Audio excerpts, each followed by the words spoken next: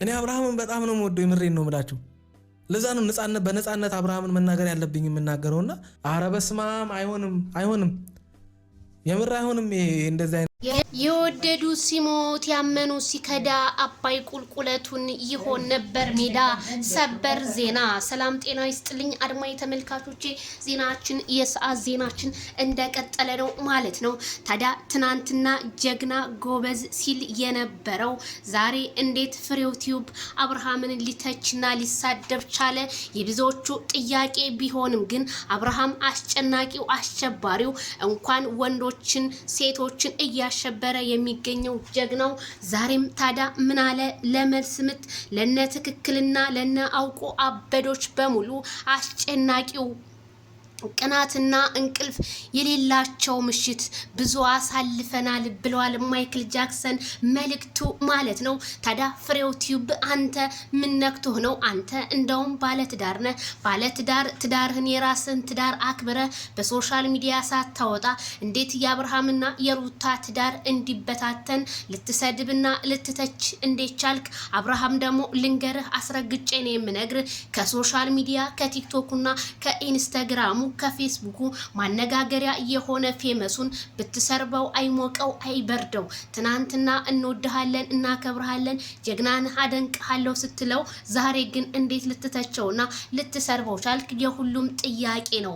ሩታን እወዳለሁ ብለ ለአንዳንድ አሽቃባጮች ስትል የአብርሃምን ክብር ዝቅ አደረኩ ብለ ከሆነ በጣም ተሳስተሃል።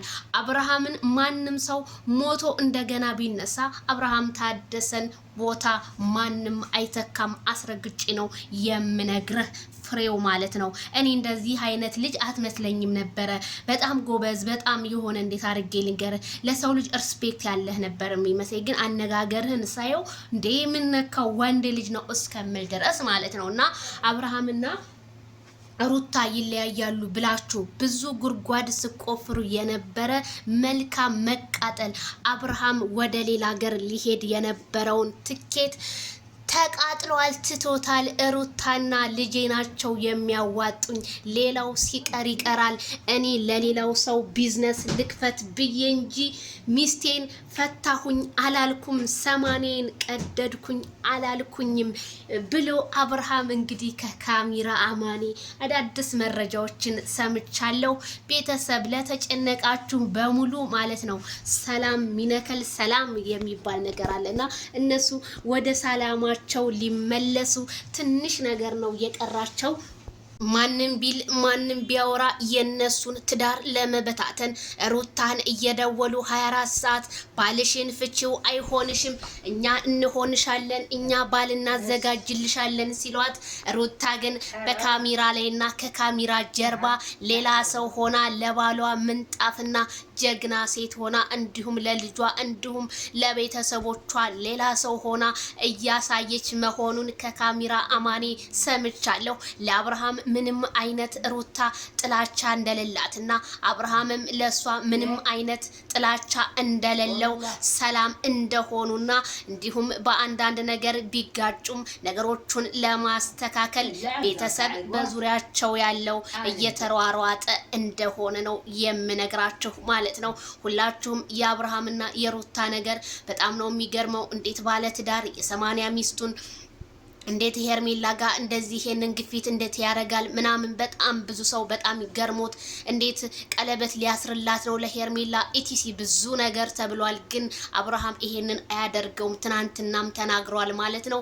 እኔ የትም አልሄድም፣ እኔ ቀለበት አላደርግም፣ እኔ እኮ ሩታ ሚስቴና ሚስቴ ናት፣ ሌላ ነገር እኔ ምንም ማንንም ሰው ለማሳደግ እንጂ ክብሬን ዝቅ ያደረኩትኝ በማለት አብርሃም ቢመልስም ግን አሁንም እነ ትክክል አይደለም ይሄ ነገር ሩታ አይሆንሽም እያሉ ሩታ ጋር እየደወሉላት እንደሆነ አንዳንድ መረጃዎች ቢደርሰኝም ሩታ ግን እነሱን ኢግኖር አድርጋ ልጄ አለቀሰብኝ እያለች በዋትስአፕ ላይ ብሎክ ማረጓ ተሰማ።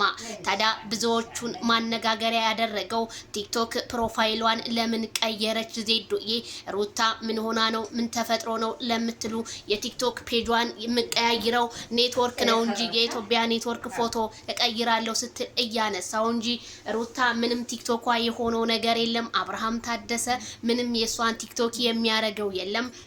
ምክንያቱም ባልና ሚስት ትልቅ ደረጃ ለመድረስ ከሰው በላይ ለመሆን እነሱ እየተጣጣሩ ነገሮችን በማጧጧፍና የሰፈሮቻቸው ልጆች ለመቀየር የሚያደርጉት ነገር እና እንዲሁም ቤተሰቦቻቸው ከጎናቸው እንዳሉ ነው እንግዲህ ከአንዳንድ መረጃዎች እየደረሱን ማለት ነው። ለምትጨነቁ ለምትሸበሩ ግሬስ ፋሚሊዎች በሙሉ ሰላምና ሰላም እንደሚመጣ ዛሬም ነገም ሩታና አብርሃም አንድ እንደሆኑ አስረግጬ እነግራቸዋለሁ። ካልዳኔ